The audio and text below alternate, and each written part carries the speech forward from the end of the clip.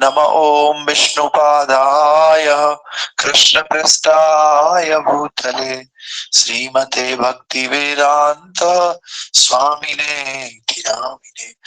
नमस्ते सरस्वती देवी गौरवाणी प्रचारिणे निर्विशेषा शून्यवादी पाश्चात्य देश तारिणे। शिला प्रभुपाद की जय। ग्रंथराज श्रीमद् भगवद गीता की ताई गौर प्रेमानंदे। हरि हरि बोल। तो ग्रंथराज श्रीमद् भगवद गीता अध्याय संख्या 18। अध्याय का नाम है उपसंहार संन्यास की सिद्धि और इसका आज 55 वर्स नंबर 55। भक्त्यामाभिजानाति बोलो भक्त्या माम अभिजानाति यावन् यस्यास्मि तत्त्वतः ततो मां तत्त्वतो ज्ञात्वा विशते तदनन्तरम्। भक्त्या माम अभिजानाति यावान् यस्यास्मि तत्त्वतः यावान् यस्यास्मि तत्त्वतः ततो मां तत्त्वतो ज्ञात्वा विशते तदनन्तरम्। भक्त्या माम अभिजानाति यावान् यस्यास्मि तत्त्वतः यावान् यस्यास्मि तत्त्वतः ततो मां तत्त्वतो ज्ञात्वा विशते तदनन्तरम्। भक्त्या मां विजानाति यावान् यस्यास्मि तत्त्वतः ततो मां तत्त्वतो ज्ञात्वा विशते तदनन्तरम्। विशते तदनन्तरम्। You want to speak? Yes. भक्त्या मां विजानाति यावान् यस्यास्मि तत्त्वतः ततो ज्ञात्वा विशते तदनन्तरम्। Okay. Online भक्त। हरे कृष्ण प्रभु जी नमः प्रणाम। भक्त्या मामपि जानाति यावन्यचश्मि तत्त्वतः ततो मां तत्त्वतो ज्ञात्वा विशसे तदनन्तरम्। हरि बोल। और कोई? हरे कृष्ण प्रभु जी। भक्त्या माम विजानाति यावान् यस्यास्मि तत्त्वतः ततो मां तत्त्वतो ज्ञात्वा विशते तदनन्तरम्। हरि बोल। और हरे कोई? हरे कृष्ण प्रभु जी। भक्तिया माम अभिजानाति यावान् यस्यास्मि तत्त्वतः ततो मां तत्त्वतो ज्ञात्वा विशते तद अनन्तरम्। और कोई भक्त?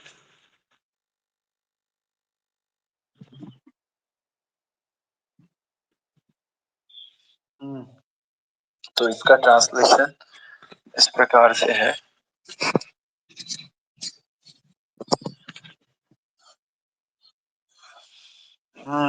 One can understand me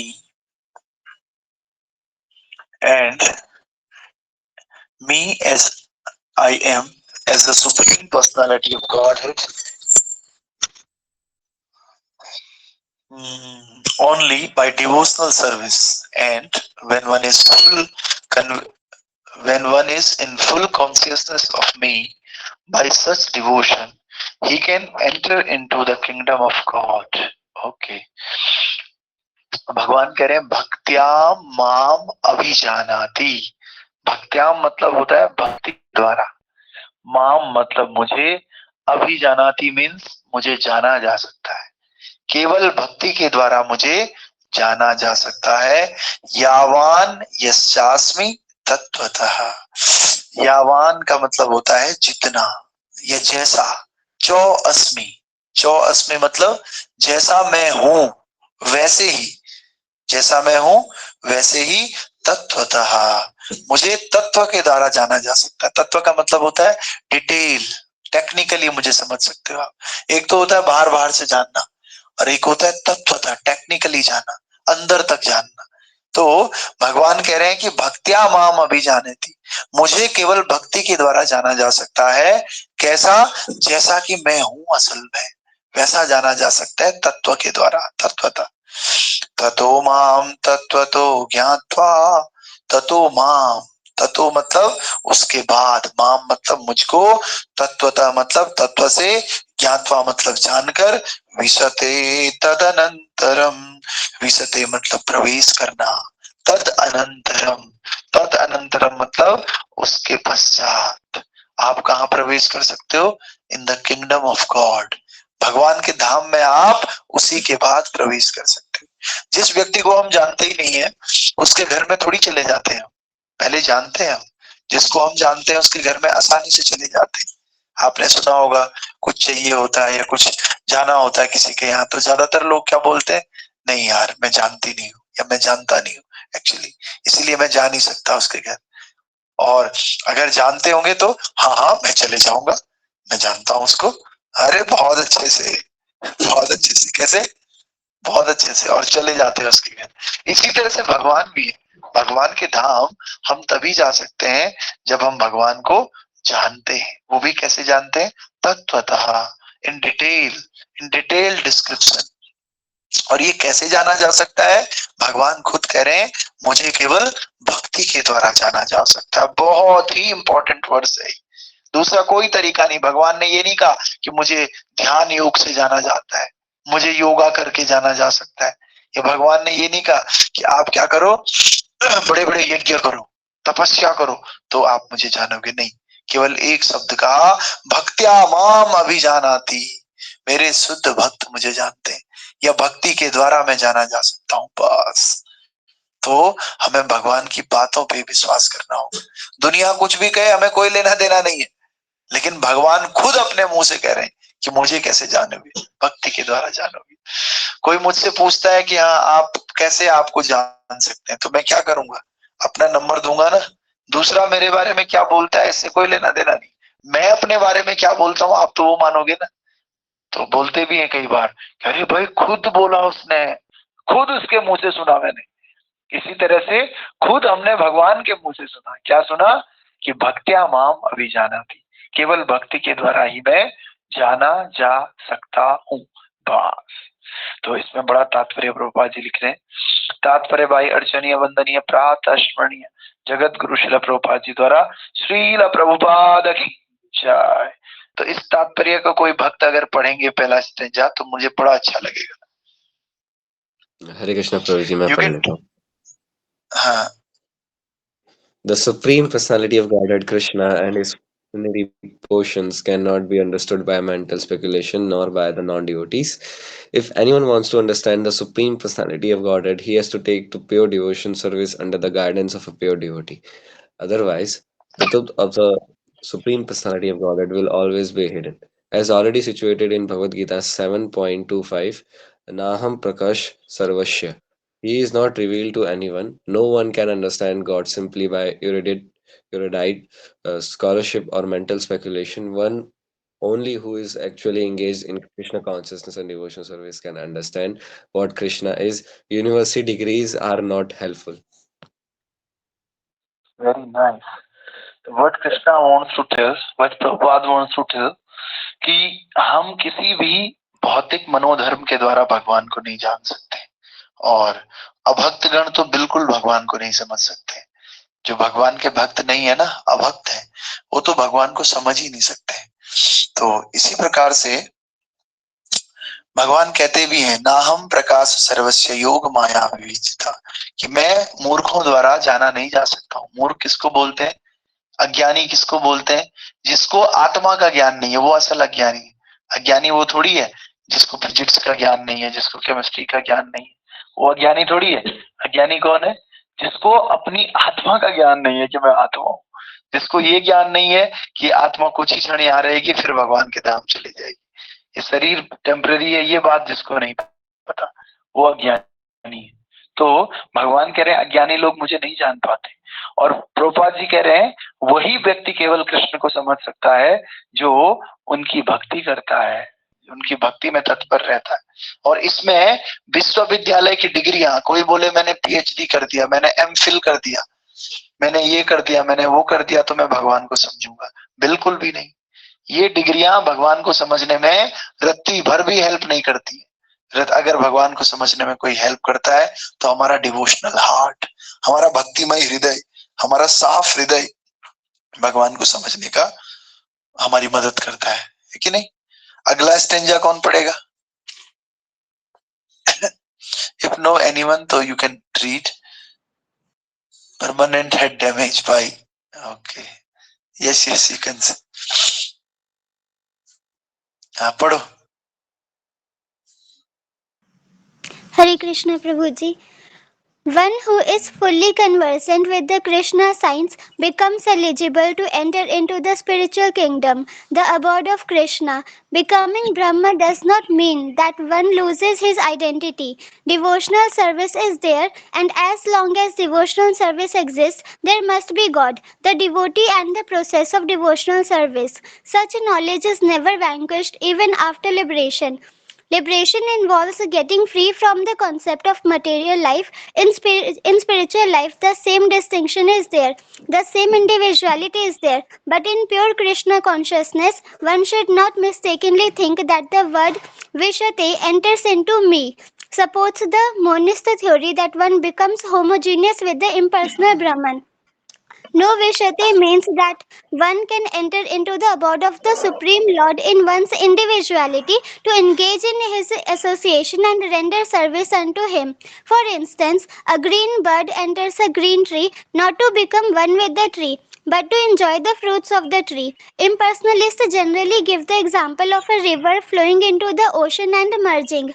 This may be a source of happiness for the impersonalist, but the personalist keeps his personal individuality like an aquatic in the ocean. We find so many living entities within the ocean. If we go deep, surface acquaintance with the ocean is not sufficient. One must have complete knowledge of the aquatic living in the ocean depth. Okay तो यहाँ पर प्रभुपाद जी कह रहे हैं कि बहुत सारे लोग आपने देखा होगा, लोग बोलते हैं कि ब्रह्म में लीन हो गया, तदाकार हो गया, एकाकार हो गया ब्रह्म में। आपने सुना होगा कि अरे वो तो भगवान के बहुत बड़े भक्त है, वो तो ब्रह्म लीन हो गए, वो तो भगवान में लीन हो गए। तो प्रभुपाद जी कह रहे हैं ये लीन होने वाला एग्जाम्पल अच्छा नहीं है। लीन होने का मतलब होता है कि उसने अपनी पर्सनल आइडेंटिटी खो दी है, अब वो भगवान के साथ मर्ज हो गया। लेकिन ऐसा नहीं होता है।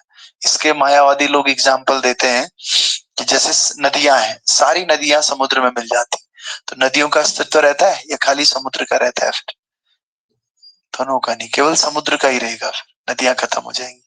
तो ये भी एक एग्जाम्पल है, मायावादियों द्वारा दिया जाता है, जो लोग भगवान के निराकार रूप को मानते हैं। लेकिन जो भगवान के साकार रूप की पूजा करते हैं, जो भगवान के भक्त होते हैं, वो इस बात को दूसरी तरीके से समझते हैं। कैसे? जैसे समुद्र है, बहुत बड़ा समुद्र है, लेकिन उस समुद्र के अंदर कौन भी रहता है? एक्वेटिक एनिमल्स रहते हैं, जलचर रहते हैं, मछली रहती है। क्या मछली का जीवन बिना पानी के हो सकता है? तो क्या मछली और पानी एक ही है? नहीं, अलग अलग है। इसको बोलते हैं अचिंत्य भेदाभेद, अलग अलग भी होना और एक दूसरे पे डिपेंडेंट भी होना। ऐसे ही समुद्र भगवान है और हम उस समुद्र के अंदर मछली। हम भगवान के बिना नहीं रह सकते, लेकिन फिर भी हम भगवान से अलग हैं। हम भगवान के सेवक हैं, भगवान हमारे स्वामी हैं। लेकिन मायावादी क्या बोलते हैं? हम और भगवान एक ही हैं। जब दोनों मिल गए तो मिलने के बाद क्या हो गया? दोनों सब पानी पानी बन गए। ऐसा नहीं होता है। हम क्या है? सेवक हैं, भगवान स्वामी। हमारी भी आइडेंटिटी है, हमारा भी अपना एक अहंकार है, लेकिन सही अहंकार होना चाहिए, true ego, not false ego. False ego क्या है? हम अपने को शरीर समझ रहे हैं, हम डॉक्टर समझ रहे हैं, हम अपने आप को शौर्य समझ रहे हैं, हम अपने आप को कुछ भी समझ रहे हैं, टीचर समझ रहे हैं, इंजीनियर समझ रहे हैं, डॉक्टर समझ रहे हैं, और साइंटिस्ट समझ रहे हैं। ये हमारा क्या है? फॉल्स ईगो है। ये सब हम नहीं है। हम अपने आप को गोरा समझ रहे हैं, अपने आप को काला समझ रहे हैं, अपने आप को पाकिस्तानी समझ रहे हैं, चाइनीज समझ रहे हैं, अपने आप को केदारनाथ का समझ रहे हैं, कोई अपने आप को साउथ का समझ रहा है कि नहीं? कोई पौड़ी का समझ रहा है तो कोई गुड़दौड़ी का समझ रहा है। तो ये सब क्या है? फॉल्स ईगो है। कोई मोटा समझ रहा है, कोई पतला समझ रहा है। असल में हम क्या है? जीवात्मा है। हम भगवान के सेवक हैं।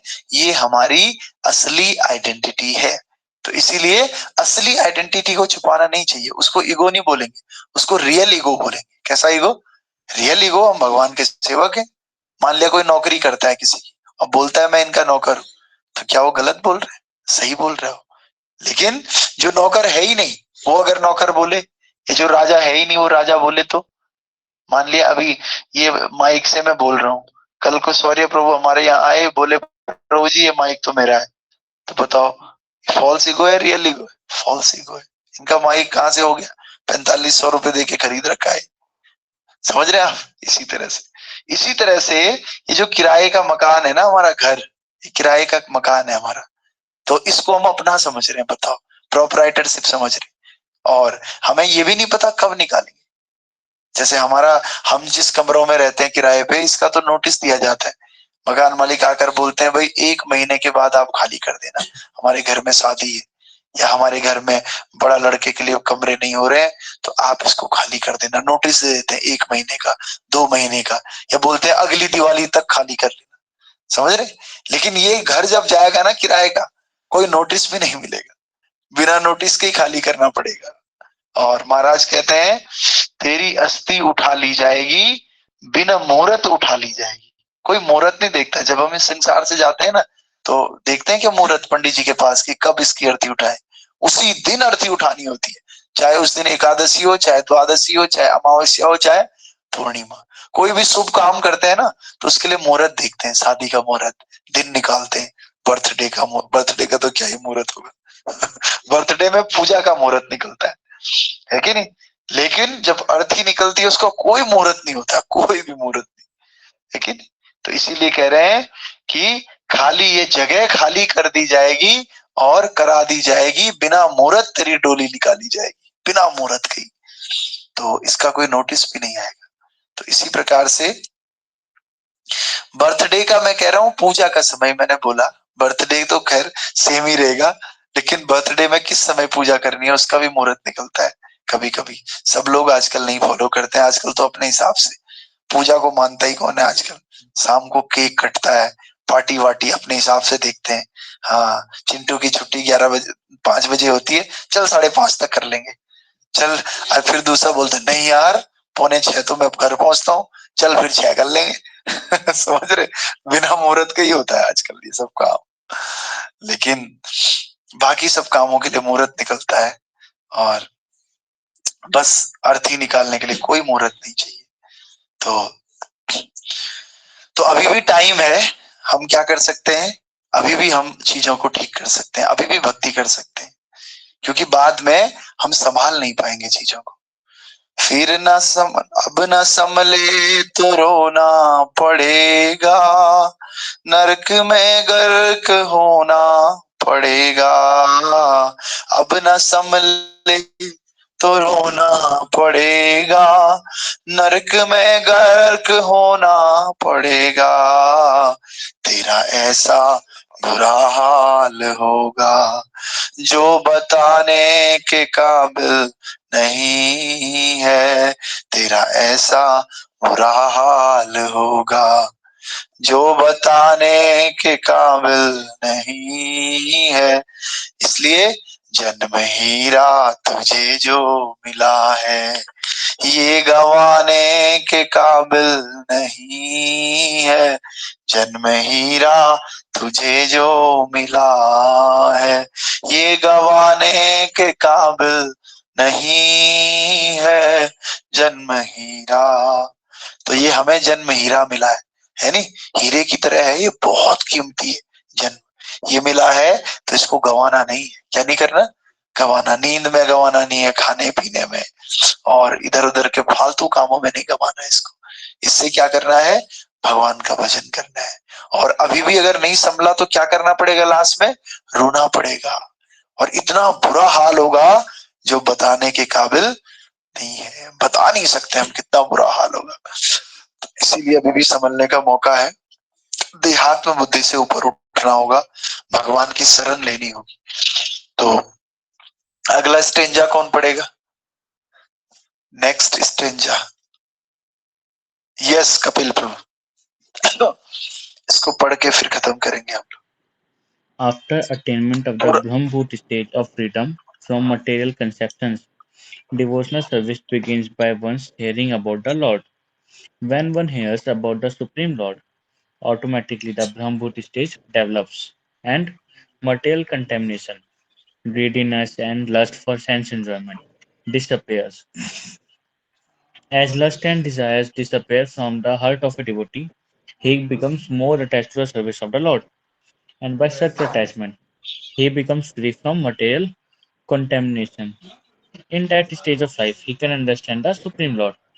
This is the statement of Srimad Bhagavatam also. After liberation, the process of bhakti or transcendental service continues. The Vedanta Sutra 4.1.12 confirms this.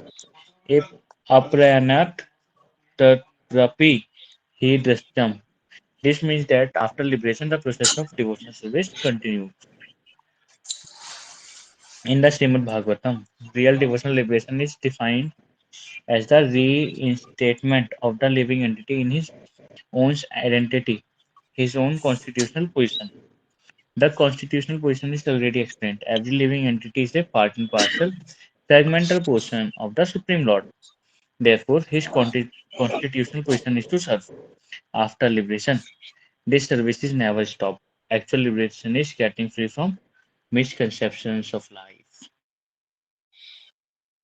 Okay, तो यहाँ पर कहा जा रहा है कि जब हम ब्रह्मभूत अवस्था को प्राप्त करते हैं तो इसको प्राप्त करने के बाद भगवान के विषय में सुनने का आरंभ होता है। तो एक्चुअली भक्ति की क्रिया सुनने से आरंभ होती है। जब हम श्रवण करते हैं, श्रवण करने से क्या होता है, हम भगवान के विषय में जब सुनते हैं तो ब्रह्मभूत अवस्था अपने आप आ जाती है। भौतिक कलमश, चाहे वो काम हो, लोभ हो, ये सब लोग अपने आप ही खत्म हो जाते हैं, काम क्रोध लोभ। और जैसे जैसे हमारे हृदय से ये काम की इच्छाएं विलुप्त होती हैं, वैसे वैसे भगवान के प्रति हमारी और आसक्ति बढ़ती है। और ये जो भगवान के प्रति हमारी आसक्ति है, ये हमें भौतिक कलमश से मुक्त कराती है। नष्ट प्रायेषु अभद्रेषु नित्यम भागवत सेवयाम भगवतेर उत्तम श्लोके भक्तिर भवति नष्ट की। और इसका अर्थ ये हुआ कि जब हमारी मुक्ति होती है ना, मुक्ति के बाद भी भगवान की भक्ति चलती रहती। मुक्ति का मतलब ये नहीं है जैसे हम कोई साधन करते हैं, 12th करते हैं, फिजिक्स केमिस्ट्री मैथ बायो ये सब पढ़ते हैं। जब ये पढ़ते हैं, क्यों पढ़ते हैं कि 12th के बाद हमें इससे मुक्ति मिल जाएगी। किताबें बेच के मूंगफली खा देते हैं लोग। तो ऐसा नहीं है, भक्ति में ऐसा नहीं है। भक्ति में हमें मुक्ति के बाद भी यही करना है, भगवान की सेवा करनी है। अब ऐसे नहीं कि बहुत जप कर लिया, बहुत कीर्तन कर लिया, अब भाई मुक्त हो जाऊं मैं, मुक्त होने के बाद फिर मुझे कीर्तन करना नहीं पड़ेगा। ऐसा नहीं है, मुक्ति के बाद आप और अच्छे से कीर्तन करोगे। तो एक्चुअल में प्रभुपाद जी कह रहे हैं कि हमारा जो मुक्ति का मतलब क्या है, मुक्ति का मतलब है अपने स्वरूप को पहचानना, आत्मा को पहचानना असल में। और मुक्ति का मतलब है इस देहात्म बुद्धि से बाहर निकलना। हम अभी अपने आप को शरीर समझ रहे हैं ना, तो जिस दिन हम अपने आप को शरीर ना समझ के आत्मा समझना शुरू कर लेंगे, समझ लीजिए हम मुक्त हो गए। क्या हो गए?